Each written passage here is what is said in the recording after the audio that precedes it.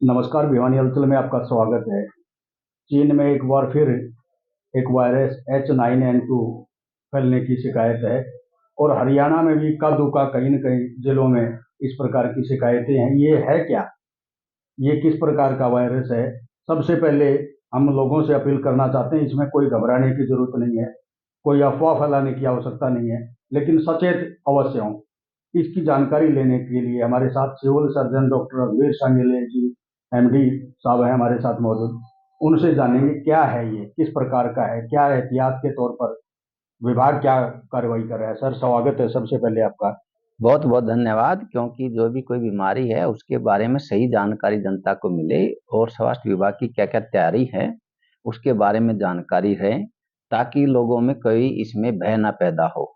तो मैं आपके माध्यम से ये सचेत करवाना चाहता हूँ कि हमारी इसके बारे में कल वीसी हुई थी, उसमें सबसे पहले यही लाइन थी कि लोगों में पैनिक ना होने दें। हमारे स्वास्थ्य विभाग की पूरी तरह तैयारी है। हमारा PSA प्लांट है, ऑक्सीजन सिलेंडर है, ICU है, आई डिपेंडेंसी यूनिट है, तो N95 मास्क, जो जो जरूरत होती है वो सारी हमारी तैयारी है।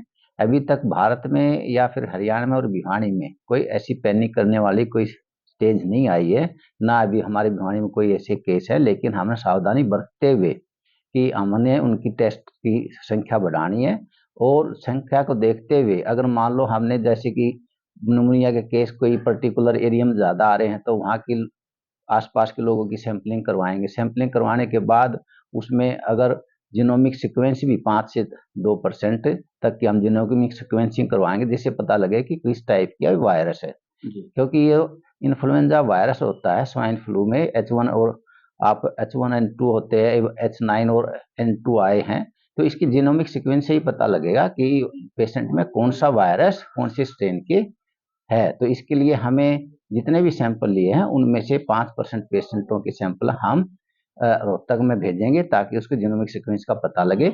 और इसका जो इलाज है वो भी हमारे पास उपलब्ध है। सभी डॉक्टरों को हमने कल सेंसिटाइज कर दिया, और जो आइसोलेशन वार्ड है वो भी तैयार रखा है।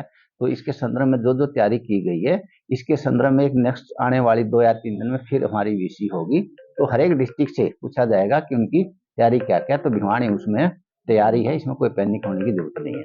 H9N2 की जो बात कर रहे हैं सर, ये शायद निमोनिया टाइप की कोई इस प्रकार की है, या पहले भी निमोनिया तो होते रहे हैं?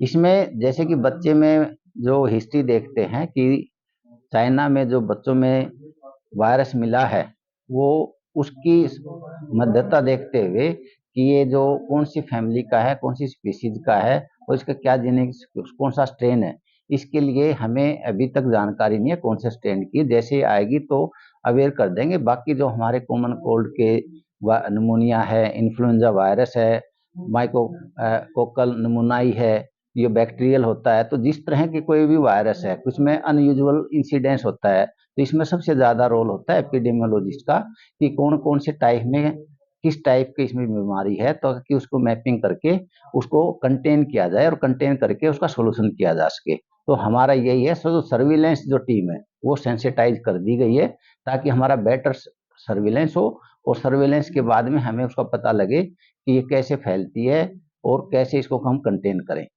आमतौर पर जो हमारे खांसी जुकाम है और निमोनिया है, ये बच्चों में और बड़े में जिसकी इम्यूनिटी कम है उसमें होता रहता है। तो ये नहीं है कि भाई कोविड की तरह कोई अलग वायरस आकर के उसमें भय नहीं फैलाना हमने। जो भी कुछ बीमारियां होगी उसके लिए तैयार हैं हम, कोई पैनिक नहीं होने की जरूरत, क्योंकि हम सही सिस्टमेटिकली, बीमारी का हमारा एक्सपीरियंस पहले हो चुका है कि हम घबराने वाले नहीं, हमारी जनता घबराएगी। इसका अगर भगवान करे ना आए, अगर आ भी जाती है तो उसका सोल्यूशन है। सचेत रहने के लिए माता पिता को क्या अपील करना चाहेंगे सर, बच्चों को लेकर के? इसमें यही अपील है, अगर मान ले खांसी जुकाम बुखार है तो हम सोशल डिस्टेंस रखें, हाई प्रोटीन डाइट लें, मास्क का प्रयोग करें, बार बार हाथ धोएं, घनी भीड़ भाड़ वाले इलाके में ना जाएं, और डॉक्टरी सलाह और उसके टेस्टिंग समय पर करवाएं। जी, शुक्रिया।